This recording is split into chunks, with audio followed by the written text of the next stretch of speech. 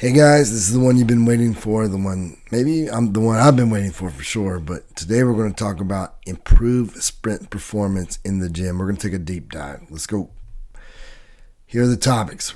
What muscles are activated during a sprint. There's the acceleration, there's max velocity, really, and then there's also the transition, but characteristics of a sprint and the percentage of contribution for muscles, We'll look at ground contact time, velocity profile, other characteristics. Then what are the possible adaptations? So we're also looking at the favorite exercises that aid with sprint speeds and loads, reps and velocities. We'll look at max effort, top strength, all the things you see. And then what are we doing at Rise, where I'm at the home of Mash Elite now? What are we doing? It seems to really be working well. So what muscles are involved with this acceleration? You got the gluteus maximus, hamstrings, quads, calves, the hip flexors. But what's really happening is, as you can see in the picture over here, is during the acceleration, especially the first three steps, the ground contact time and velocities are very similar as to what you're going to see, in the gym, the weight room, because it's long. You see, the first step is for the normal person is around 1 meter per second. And so the ground contact time is, it's like 3.0. Yeah, 0.35 for amateurs. And then, let's say like 5.5 then again for the elites at 10 meters though, that's saying. This is the ground contact time for elites is 0.3, 0.35 for the amateurs. So very similar as we're going to see in the weight room when you do like a drop jump.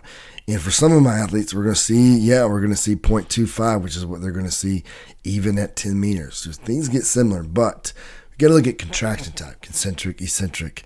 The hamstrings especially are going to have to overcome a lot of eccentric force. Especially when they're going to assist with the hip extension, but then they got to stabilize the knee, especially controlling that the lower limb they call the shank, as it comes through on the swing phase. That's the terminal swing phase, or the end of that swing phase, when the knee is in front, like over here. So we will look at it in depth as we go, but these are the muscles involved. The hip flexors are another one. The two big ones that I've, since all the studying I've done, the hip flexors and the hamstrings are two you should definitely be looking at. All right, here we're looking at throughout the 100-meter dash. We get, of course, for field athletes, we're really only looking at 40. So you can stop right there for the majority of sports. But as we go, now for sprinters, of course, I want you guys to look at all of this. But as you can see, when you first get started, you're around 0.3 ground contact time for elites, 0.35 for, amateurs. Velocities, we got 0, but the first over here in this little square, I was able to find the velocity that we're at for the first three steps. So for the for the elite, we're about 1.8, and for the amateur, we're even under. We're probably closer to 1. And then once they get to the second step, the amateur is barely above 2. Now, of course, the elites are above 3, but still with the snatch, which I have data, as you can see right here, at the snatch, they're still going to be around almost 3.1 meters per second, so very similar. So yes, at least during the acceleration phase, things can be very similar. Now, after the first 3 steps, things get a little bit more complicated, but it does not mean that we can't affect sprinting in the weight room even after the first 3 steps, because there are certain qualities we can improve. We can improve the eccentric capacity of the hamstring where it crosses the knee. So there's so many things that we can do. But early on, especially because it only takes for the 40-yard dash, in the first 10 yards, it takes 6 to 7 steps to clear. So this is very important data for field athletes. So anyway, I hope that makes sense. And the reason why I wanted to show you the clean, the snatch, and this is snatch at 75% data, is to show you things can be very similar for the acceleration phase. Now, if you don't know how to teach, now this is the data for elite weightlifters. So understand that. If you're coaching, if you don't coach elite weightlifters, I'm not saying you can't teach that, But what I would recommend is using something like the trap bar jump, or, a snatch pull, a clean pull, because I could teach anyone to do that and be able to express maximum intent within, a day with me. But when it comes to the full movement, it becomes harder. That's why even my own athletes, you'll see us using the trap bar as much or more than we're doing cleans or snatches for now, because this is a culture I took over. So until I feel my athletes are able to perform the cleans or snatches optimally, where they can express max intent, so I can use these numbers, we're not going to do it. At least we're not going to do it where I'm going to actually compare it to if they're getting better for sprinting. So hope that makes sense. Now, just more about the muscles that are involved in the acceleration phase. You got to think about the function. So the gluteus maximus, powerful hip extension for push off. The glutes are really important under shorter muscle sizes, meaning the muscle fibers are shortened and they only have a little bit to create force. So thinking about doing like a hip thrust, that's great, but make sure you're doing it, number one, not heavy, but lighter and super explosively, and at shortened fiber lengths. Hamstrings are going to assist in that hip extension, but the knee stabilization is a big one as the foot strikes the ground, but also on the terminal swing phase as the leg is swinging through, controlling that lower leg. Important eccentric control there, and eccentric control as it strikes the ground. So, strengthening the hamstring eccentrically is going to be very important. The quadriceps, they're going to be important for knee extension, especially during the acceleration phase. You see the little guy that I was able to have drawn, is that you see it's really just producing one leg extension into the ground, making sure you're fully extending at the knee and the ankle during the acceleration phase. Later on, complete extension might not be as important, but those first 3 steps, make sure you get every bit, and making sure that your hip flexors are really able to create maximum hip flexion, as you can see, especially during the acceleration phase. So the hip flexors driving the knee forward. Now, once you get going, it's going to be more important that the reactive properties are making that happen for you, which we'll talk more about in a little bit. So now, max velocity, things start to change a little bit. As you can see, this is thanks to Dr. Nicholas Romanoff capturing the amazing Usain Bolt. I've been to Jamaica now twice working with the sprinters over there, and Johan Blake is the one I got to work with, and just how effortlessly they're able to run with such beautiful form is amazing. But as you can see here with Johan, how that lower limb is so shortened that he's shortening the moment of inertia as that lower leg swings through, making it easier and faster to create the accelerated velocity. So the angular velocity, sorry.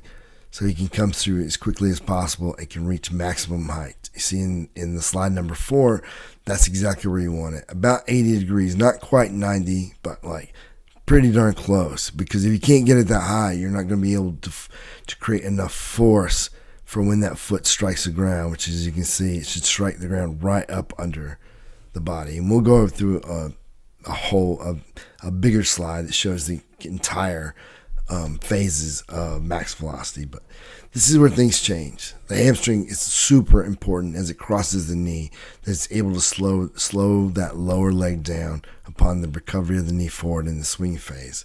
Quadriceps aren't near as important. That's why if you notice most sprinters, they'll be hamstring dominant. Also, their hip flexors are going to be quite a bit bigger than most people's.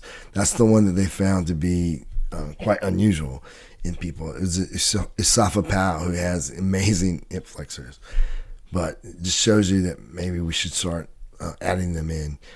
And then at the ankle, we haven't really talked about it, but it's super important that the ankle, that you're creating maximum stiffness at the ankle. So the gastroc, the soleus, making sure you work those, but you're also going to need to do a lot of bounding so you can get those the Achilles thickened. Because that's when you do the bounding, that's when you create the matrix there in the connective tissue. That's what causes the real tightness. When we lift, we can create thickness, but to create that tightness that's going to it's going to really give you the speed, bounding has to happen. So now it was Tom Tellis. I read his book all about sprinting, but it was, if you can see, the speed of efficient acceleration. That was what the sprint characteristics were of the greatest sprinters. So that was over 60-something% of what separates good from bad is the acceleration. So that we do need to focus on the acceleration speed. But here we go. Here's Usain Bolt during his amazing world record 100-meter dash. As you can see where their foot is striking right up under the ground, and how close he's able to get his heel to his butt as his leg comes through. Now, a lot of that has to do with not just him thinking about pulling my heel to my butt. It has to happen because of things like the cross extensor reflex, which is where when you bring that knee forward violently, it helps that lower leg extend violently. So when that extension happens, it automatically is going to transfer force from the hamstring, from where it crosses the hip, down to the knee, helping it automatically flex at the knee. Also does the same thing for the gastroc. It transfers, when the knee extends here at the end. Let's see, look at number at pick 20 down there. When it extends, then the Achilles helps to transfer force, from the knee down through where the Achilles crosses the ankle, helping to create plantar flexion without an athlete even having to think about it. So that's why doing things like plyometrics, drop jumps, boundings, and then of course you've got to sprint, man. You got to be able to transfer all these things that we're doing into stiffness, into these things happening without the athlete thinking about it. So being able to do anything where like a scissors happens, to where when the knee is coming forward, the back leg is extending, and helping to really optimize that cross extensor reflex is important. So here are the adaptations that are possible. You got maximal strength, rate of force development, power development, reactive strength, the posterior chain strength, core and hip stability, tendon stiffness. You got the sprint specific strength, and then you got mobility and range of motion. I added that one in. Of course, if someone can't get into those positions, then there are things obviously we can do in the gym to help with that. That's documented extensively. And then when it comes to sprint reactive properties, a lot goes into that when people say reactive properties. It's the stretch shortening cycle. It's the reactive strength, the ability to transition rapidly from eccentric to concentric.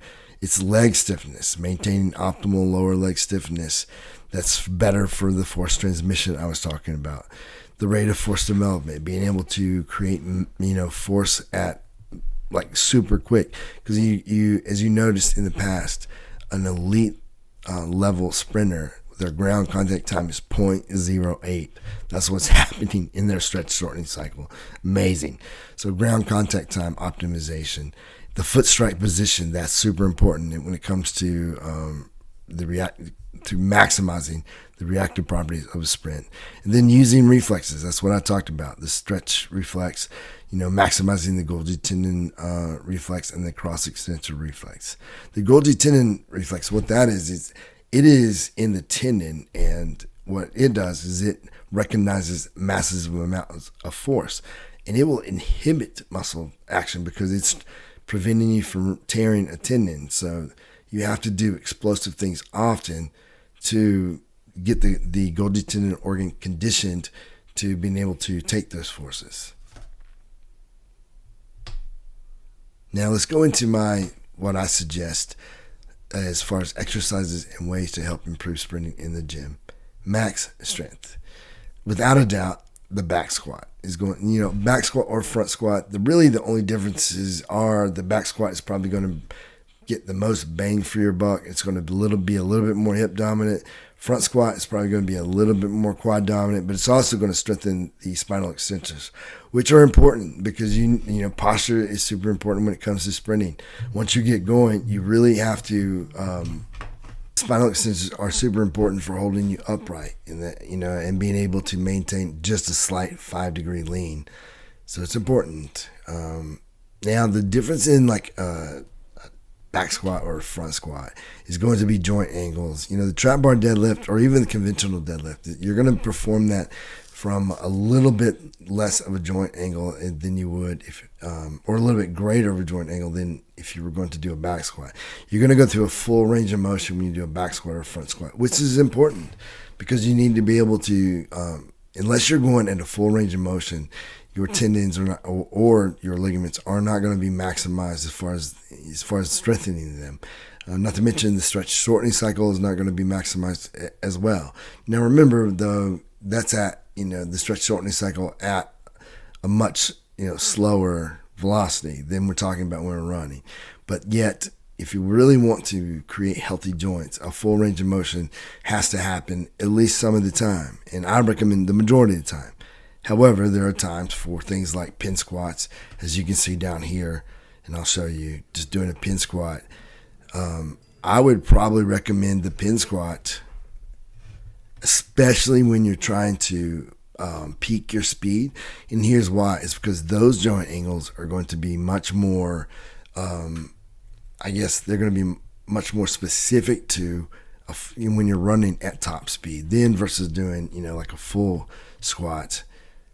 Is going to be much more specific to that start that we looked at, or the transition phase. So, but we're going to use as a group the pin squats when we start to peak our speed, because I can have my athletes exert maximum effort on that concentric rep without even creating or having to go through that eccentric contraction, because we can just rack it. So that will give me maximum potentiation without me getting any of the fatigue. So that's important. And we'll talk about that in a minute when we're talking about AELs.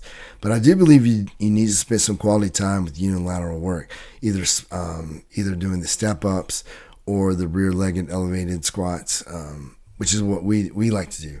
And it's there was more than one person, as I was reading through the literature, that would said making sure that you perform squats with the back hip flexor fully lengthened, because you need to strengthen it like that, because when we're sprinting, we're going to be creating force in the hip flexor from that fully extended length. So it's important to strengthen it like that as well. A few more. The thing here, as you can see, is performing maximum effort from different angles. Here's Ruby doing like clean pull, so that's a maximum effort because it's slow enough, but still fast enough to where that could really be more geared towards that transition phase of sprinting. So, and then versus over here, a back squat, a heavy back squat. Always being monitored. Here's the thing: is using velocity to make sure you're maximizing compensatory acceleration at all times, meaning throughout that full range of motion. You see how Matt did not slow down at the tip top, which is what most people do. We're just conditioned to slow down at the top because it gets easier.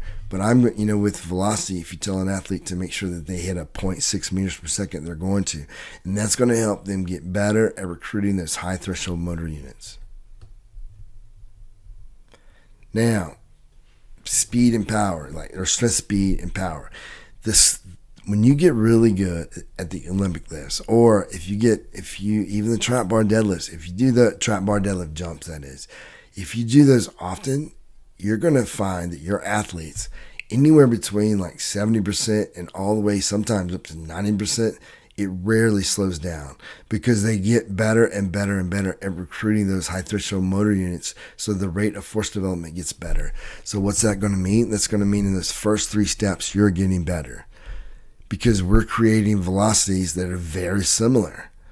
So you're going to see right here, I'm pretty sure, and this is a 13-year-old boy who's a freak, by the way, who is at 1.24 meters per second, which is very similar to what we looked at in those first 3 steps. And he's doing that with over his body weight. So what's that going to mean about him being able to explode out of this big range of motion? It's going to help him, and it is, because the thing that we do is we measure every single day, every single week, so we can see the trends, which you should be too. And so I recommend doing the cleans and snatches if your athlete is efficient. Like If you can, like Ryan, if you can move like that, then use the snatches and the cleans, because you're going to get a lot of other benefits other than just max power production. Here he is, clean and jerking 418 pounds, weighing 165 pounds. That's 440 pounds from just the hip. So, and I had to throw this in. Here's Sarah cleaning 286 pounds. So if you can do that, then do that. Otherwise, use the trap bar, no problem. Or the squat jumps even.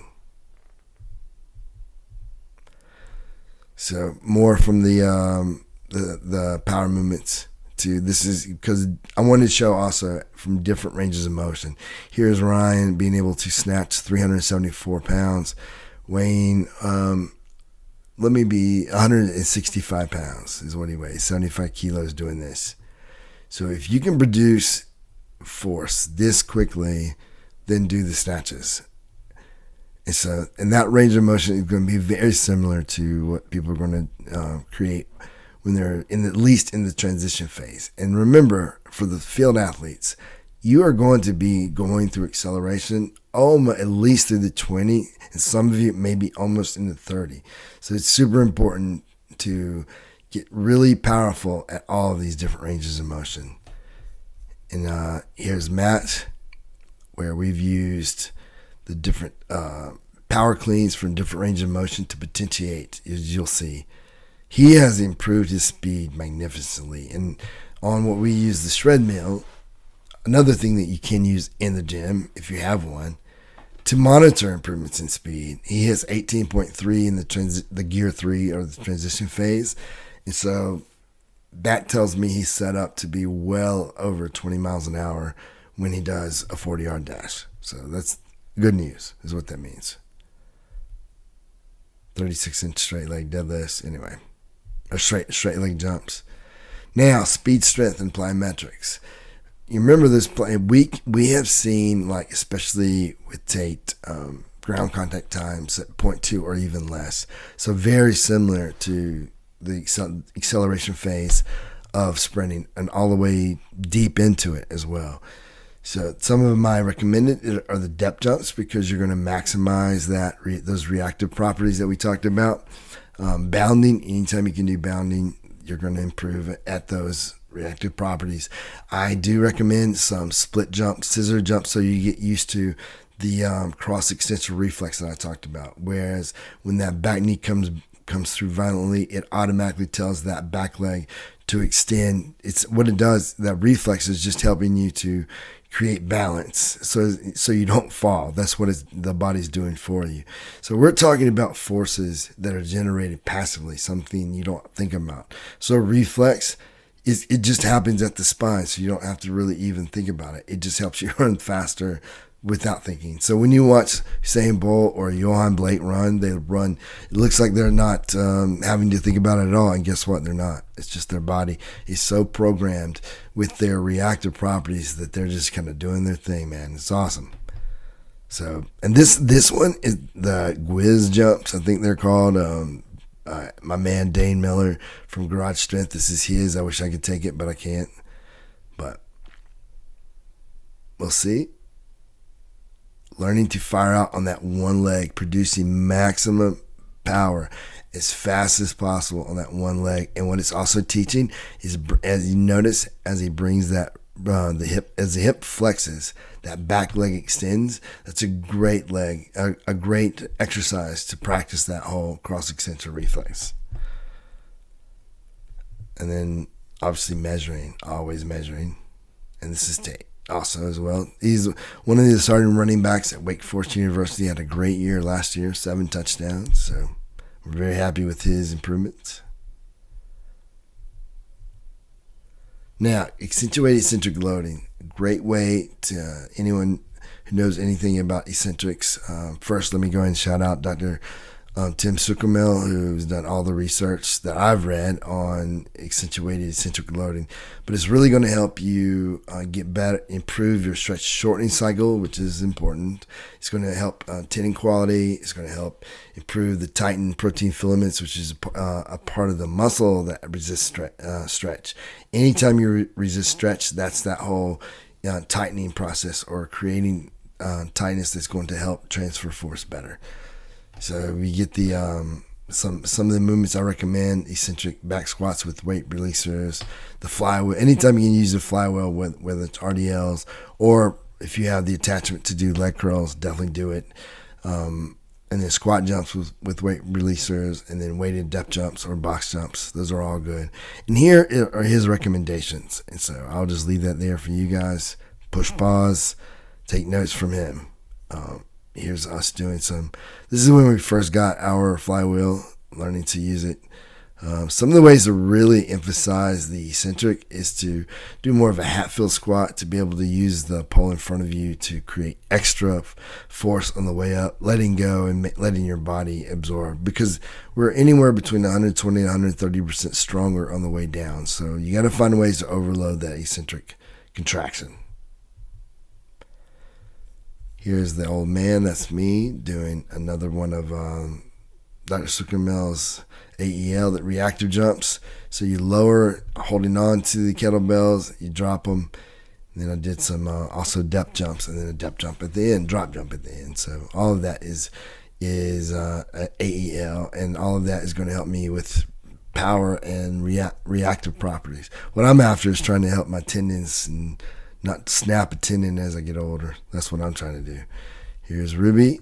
We're using the flywheel, as a hinge movement. And this is Ryan with using the weight releasers. So these are all some of my favorite ways. Always, even now, we've learned ways, even on the flywheel, we use the the GymWare RS unit to measure the eccentric and the concentric velocity, so we can see if we truly are overloading the eccentric component. Hamstring and glutes. Now let's get into some things that are a little bit more controversial. The Nordic hamstring leg curl. Without a doubt, 100%. Not only are they okay, but they're healthy for your knees.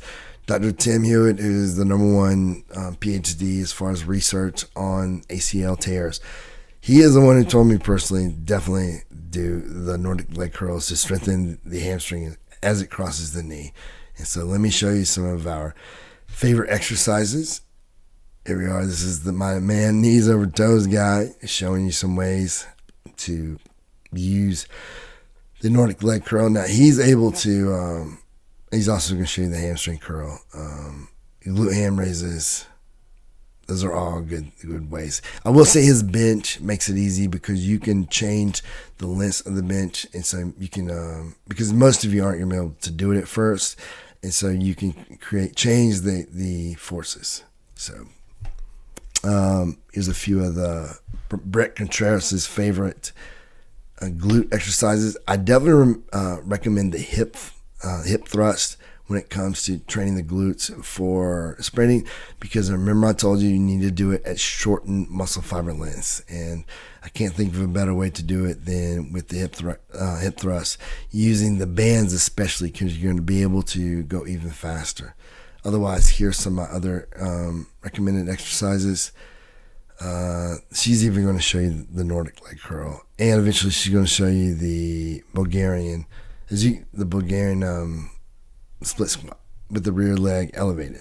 Like I told you, making sure you put the hip flexor totally in a lengthened position as you're doing those to strengthen it from that position, because that's what's going to happen when you're creating max velocity. But these are my exercises for top hamstrings, top glute exercises. You can go through it and take them.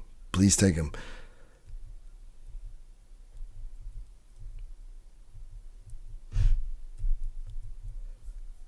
All right, if I can get it to you, go. All right, quads. Here's some movements for quads.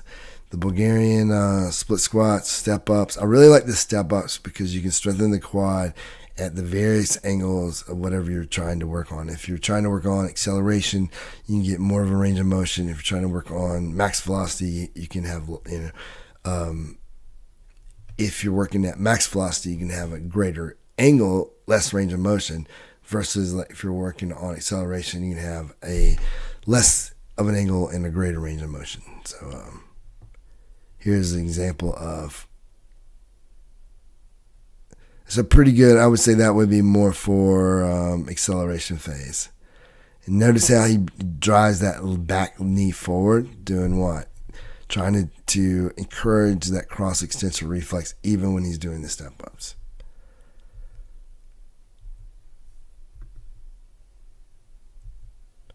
Finally, the hip flexors. Now, this is my favorite. Now, here are some of my favorite ones, and this is kind of long, so I'm only going to show you a few. But here's my friend Pete Arroyo, who, believe it or not, we met years ago. Who he had the best ideas for hip flexor exercises with anyone I could find. So I'll show you his. Starting at 41 seconds if I can. Here we go. I love it because you're doing this movement from a lengthened position, like I've been saying. And even if you want to, you can extend that other hip. See how he's extending the following hip? So you're learning to drive through the opposite leg of the knee that's coming through in the swinging phase. Cross extensor reflex, like I said. Now he's even going to show you ways to use a flywheel, which is incredible. If you can get those flywheels at the good lengths, then do that. I haven't even thought of it. Pete, hats off. That's a great idea. I haven't even done that either. And so I don't think he really set it up really well there, but I'll show you. Let me go down a little bit, and I'll show you what I really liked. Is when he put it around his thigh. I really like that, because that'll be the more of the forces you're experiencing at the maximum velocity. All right, and then down here are a few others that I really enjoyed for you. Feel free to go to these dudes on Athletic Preparation on YouTube. But let me see, 50 seconds. Here we go. I really like this one because it's more of an isometric, because it's important you're able to get that much hip flexion, especially in that acceleration phase. Making sure you get maximum hip flexion is important. So I really love that movement that he's teaching right here. And you're used to there you're learning to extend. I like Pete's hip flexion better than that, because when you're lying, as he's shown you, you're able to get more of hip extension. So that range of motion is more specific to when you're sprinting. I do like this one though, because this is going to be more for acceleration. So those are a few. So make sure you're working your hip flexors. It's important.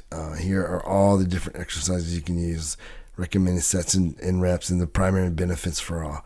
I've done all kinds. Here is a cool little link too. That's going to be to the article that Pete was in, which is on Simply Faster. Really was proud of my man, Pete Arroyo. So.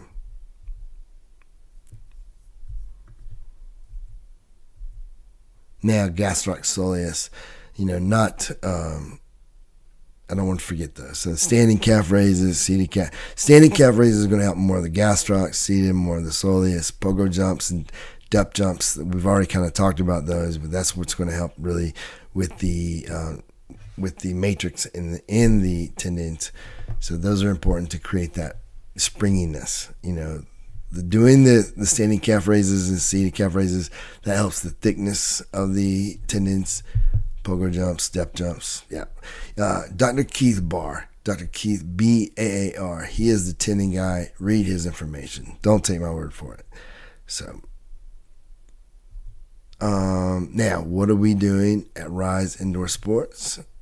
I'll tell you. So this is the warm-up that we're doing.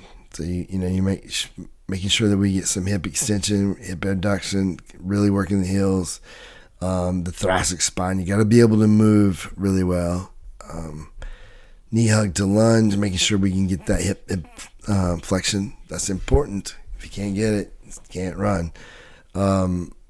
Inverted hamstring to triple extension. This is a movement that will actually help with the cross extensor reflex, because we're learning to bring that knee forward as we extend the bottom leg, then A skips, B skips, pillar skips, any of the, we got to warm up for the speed, and then look what we end with, the Gwiz jumps. This is garage strength, Dane Miller.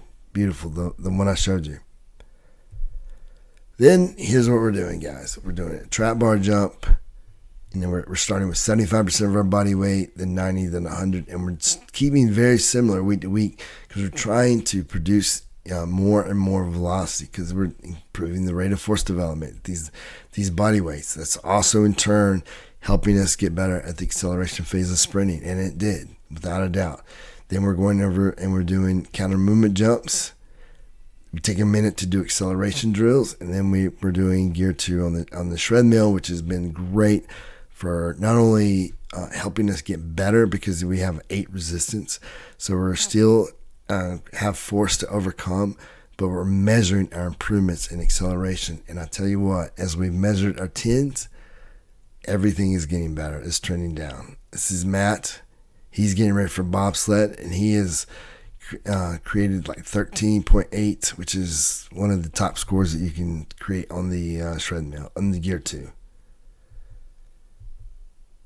So then on our same day, all of this is the transmutation phase. After we get done with that, we do back squats, drop jumps, and then banded hip flexion. So we're not forgetting the hip flexors, y'all. Now what we do is we do 2 sets of 3 at 70% of our 1RM for maximum velocity, making sure that we're trying to get better and better at that. Then we do, at this phase, we're trying to get stronger on this day where we're trying to hit a 5RM at 0.5. So that's somewhere around 80%. That's like an 8.5 RPE. So we're not trying to not get strong in this phase. And then a 24-inch back drop jump, where it's 3 reps in the first 2 and a single, really trying to up our RSI score on the final one. Then our accessory movements are geared towards helping with speed. And, of course, we're trying to prevent injuries. So we got the Romanian deadlift we're using a landmine there, and we're bringing the off leg. We're creating, as we come through, massive knee flexion, just like when you're running, because we want to encourage that cross extensor reflex. Then we got the split squat, rear leg elevated dumbbell that I've already talked about. The inverse leg curl is our way of doing the Nordic leg curls and trying to get better and better at that motion. Then reverse Nordics are great for really strengthening that rectus femoris, which is also important. The rectus femoris is going to be as a muscle that crosses the hip and the knee. So as you extend at the bottom, what you've done is you've extended at the hip, which is going to in turn transfer energy down and help to, as you extend at the knee, when you're at the end phase of the drive phase, that's going to transfer force up to the hip, causing hip flexion, which is what needs to happen violently and without you thinking about it. And so the rectus femoris is a super important muscle. All of those biarticular muscles, the rectus femoris, the hamstrings, and then the gastric, are super important to train them as if they're the way that they transfer energy in sprinting. Train them that way. Then now we're on transmutation day 1. Now we're going to go to more of a hang power clean and a back squat. But first, this is really what we do first. We do the trap bar deadlifts from deficit, still 75%, 90%, 100%. Now we just increase the range of motion. But we're hoping that we're moving that faster and faster, and we're letting them work up on the last one on their own each time. And then we're now a dumbbell squat jump, adding a little bit of load. Then they're doing their drop jumps, so no reactive. Then we're going to give them a solid 1 minute, and then they're going to do the shred meal. And so far, we've had massive results. Week 1, we had one of our athletes run like an 18, and then on week 2, on gear 3, he ran over 20.1 miles per hour on gear 3, which is not anywhere near. She's way above anyone else. So, because ultimately we're wanting somewhere between 21 and 22 miles an hour. He's already in the 20s on gear 3, so it's good. And the most you're ever going to do in the shred mill is 90% of your max velocity that you're going to create when you run like a 40-yard dash. So good is what this is telling us. So then this is the second day. I'm going to show you, we take number one, we do speed every day of the week, 4 days a week. 2 is linear and 2 is lateral and change of direction. But this is day 2 of linear speed on the transmutation phase. So now we're doing trap bar jumps from the hang below the knee. We're doing an approach jump with the shred mill. So we're always going to do the gear 2. So we're always working acceleration because I don't want to lose acceleration as we're starting to peak. Then we're doing power cleans because we're still working on technique. The whole time, by the way, we're teaching our athletes technique. It's just we're not measuring it for max intent because until they have proficient technique, there's no point. Then the squats go down to 3s, then drop jumps, band assisted pogos. More kind of like the French contrast. This is the shred meal. Just giving. This is what I was telling you about. This is Josh Jones, who's really gotten faster. It's been exciting to see some of the numbers he's gotten. Let's see, this is his 13.1 on the gear 2, and then I think this is the 20.1 or the 17.3 on gear 3. This is now what they call it. They call it force to form. I'll show you in a minute. And then this is Matt doing 18.3. You can see his cycle's a little bit better right there than Josh's. But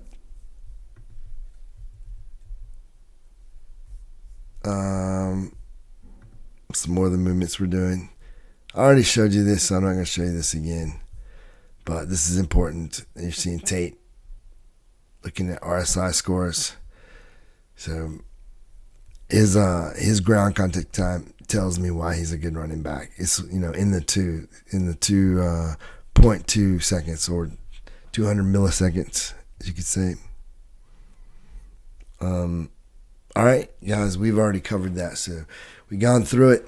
That's it for all right, my thoughts on speed. Go read the article because the article goes through it all in detail. It's like, honestly, I feel like I still need to do a part 2. I could keep going. There's so much to cover. But yes, you can help your athletes get faster in the weight room, but you do need to sprint and you need to get better at sprinting technique. If you're not applying force correctly, then nothing matters. So you need both. So that's the end of the story on that one. These are the references. These are 4 of the 5 books I read. The Science of Speed, that's by Tom Tellez. Chris Beardsley, Strength is Specific. Definitely read that. Biomechanics of Sprinting, and then Force, the Biomechanics of Training. Those books. There was one more, but I didn't get it added there. But that's what we did. I read all these references. There's more. Go through it all, guys. There's a lot to learn, but yes, you can. So, gymwear.com to read all of my articles. I recommend reading them. They'll probably make all of this seem much simpler, but and for of course, all of your VBT needs, go to gymwear.com. And I just really appreciate them allowing me to be able to do things like this so I can help you guys learn. And so you don't have to stay up for about 2 weeks every night to learn all this. So enjoy it. Let me know if you have any questions. Travis at gymwear.com. If you're local, Travis at Rise Indoor Sports. Let's get together. Thanks.